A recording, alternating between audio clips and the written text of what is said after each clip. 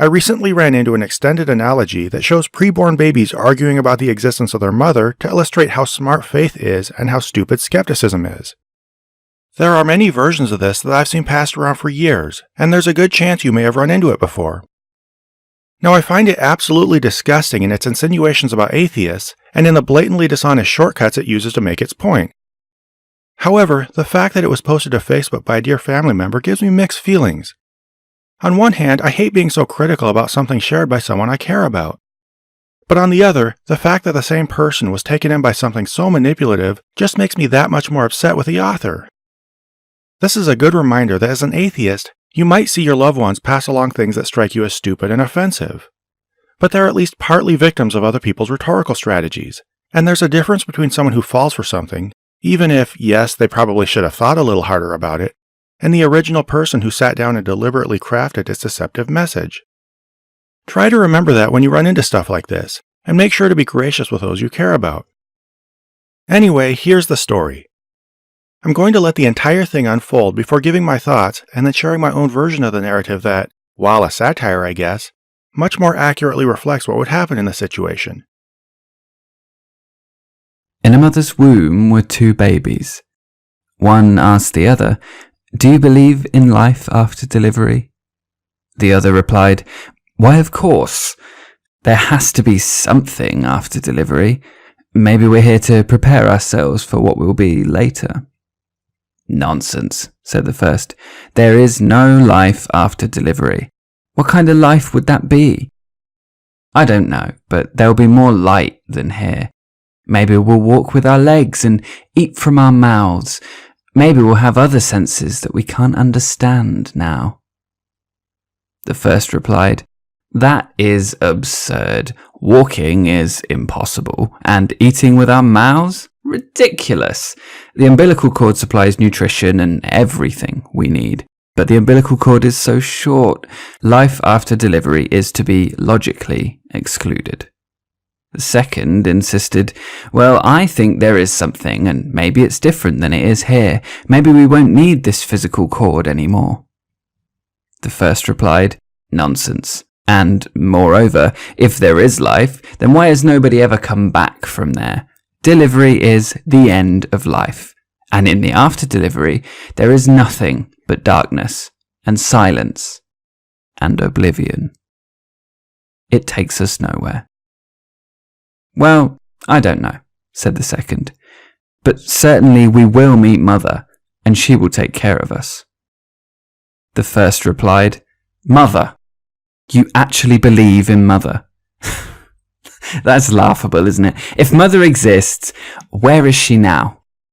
The second said, "She is all around us. We are surrounded by her. We are of her. It is in her that we live. Without her, this world would not and could not exist." The first said, "Well, I don't see her, so it's only logical she doesn't exist." To which the second replied, "Sometimes, when you're in silence and you focus and listen, you can perceive her presence, and you can hear her loving voice calling down from above."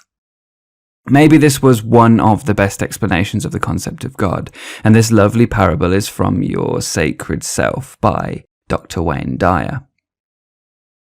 I think the point is pretty obvious. Most Christian readers will walk away with the impression that the first baby was dumb, or at least short-sighted, because it just assumed that there was nothing outside the womb.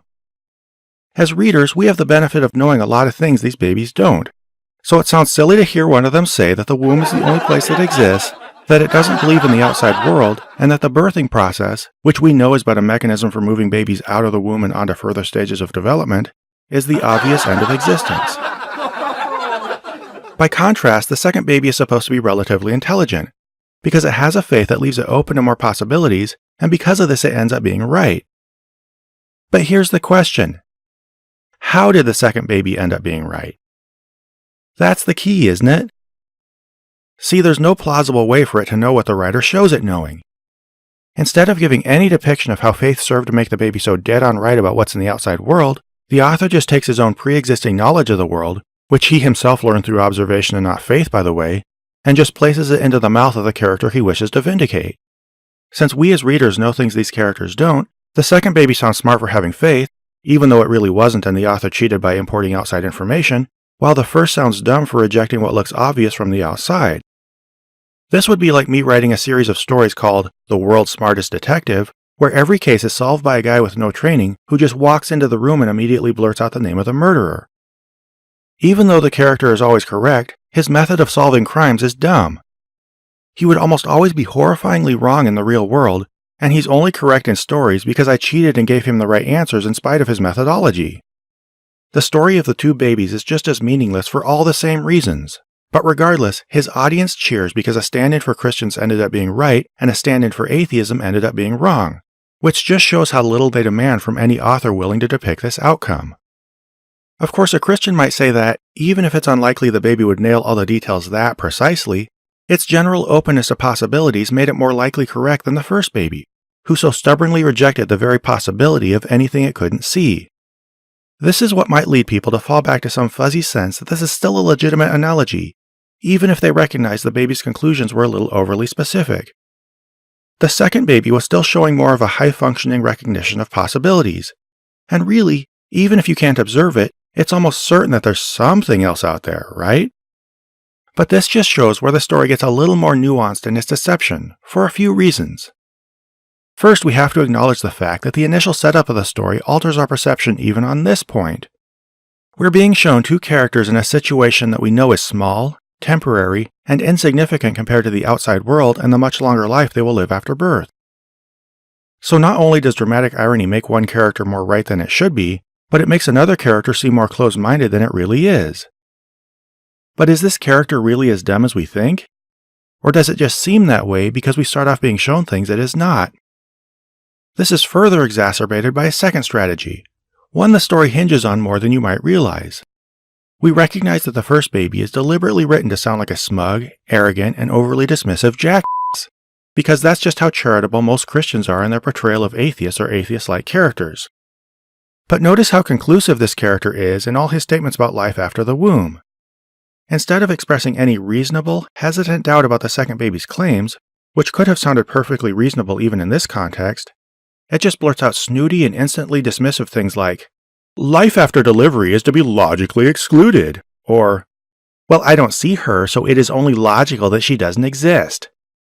Take statements like these, which really don't represent the mindset, language, or conclusions of any reasonable atheist, and apply them to a situation where we have outside knowledge of how wrong the character is, and you've successfully planted insinuations about atheists into the minds of Christians that will take a long time to dislodge. And that was probably the author's main objective. Finally, this story thrives in fuzzy territory between two things. On one hand, a vague sentiment that there might be something out there, and on the other, unjustifiably precise claims about what that something is. It draws from the apparent credibility and open-mindedness of the first sentiment, like I said, maybe disavowing how specifically on the nose the second baby's guesses were, and while it pretends to be camped there, it's ultimately making insinuations about really specific conclusions. Because Christians don't just want acknowledgement of something beyond our observation.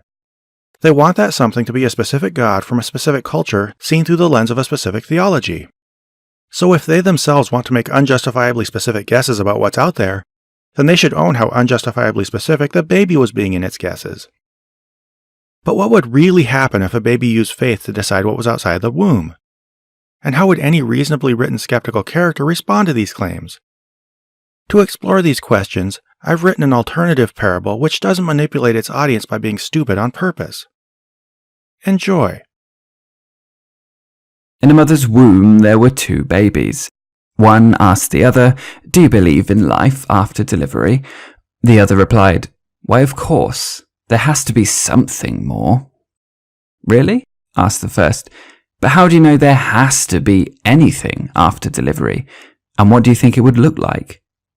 The second said, "I don't know, but the amniotic fluid will be much sweeter out there. Maybe we'll be able to swim much faster, and we'll have an umbilical cord that's twice as thick and lets in lots more nutrition, and who knows, maybe there will be different kinds of creatures, like babies with 2 faces and 5 arms and eyes on all sides of their head. I bet whatever it is will be beyond our imagination."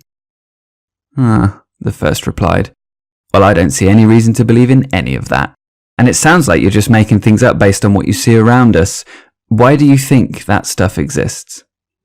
The second insisted, well, I'm not sure, but I think there has to be something more. And maybe it's different than it is here. The first thought about this for a moment, and instead of just blurting out nonsense and then jumping to conclusions like an overly dismissive asshole atheist stereotype who was obviously written by a Christian, replied, I guess we can't know there's nothing out there, but we also have no good reason to conclude that there is anything out there, much less start deciding what it is. Shouldn't we wait to see evidence for what is or isn't out there instead of just making wild guesses? Well, I don't know, said the second. But certainly, after delivery, we will be greeted by the giant perfect baby who made all of this. The first replied, the giant perfect baby? Why do you think such a thing exists? He didn't call the idea laughable because, again, he wasn't a caricature written by spiteful Christians. The second said, because where else did all this come from? I mean, obviously, the giant perfect baby made everything. On the first day, it made the womb. On the second day, it separated amniotic fluid from amniotic fluid. On the third, it made the placenta and the umbilical cord, each after its own kind. And on the fourth day, it made us in its own image. In the image of itself, it created us. Twin and twin, it created us. Unless, the second scoffed, you believe the theory that life randomly arose when sperm and egg united and we just happened to evolve from tiny clumps of cells to beings as complex as us. He then cackled like Kent Hovland at the very thought, because if Christians can throw in mean-spirited details, why can't I get away with it just once? Said the first, well, I don't see such a baby, so while I wouldn't say so it is only logical that it doesn't exist, like somebody trying to strawman my position, I have no reason to think it exists, and honestly, the whole idea sounds so made up that I feel justified in setting it aside and ignoring it until you bring me some evidence. You want evidence? Replied the second. Then just try being still and listening. Sometimes when you focus and listen, you can feel the giant baby speaking to your heart, and you can hear a loving voice calling down from above. And in this case, there was actually an audible voice for them to hear, which is where the analogy about two babies clearly departs from a discussion about God.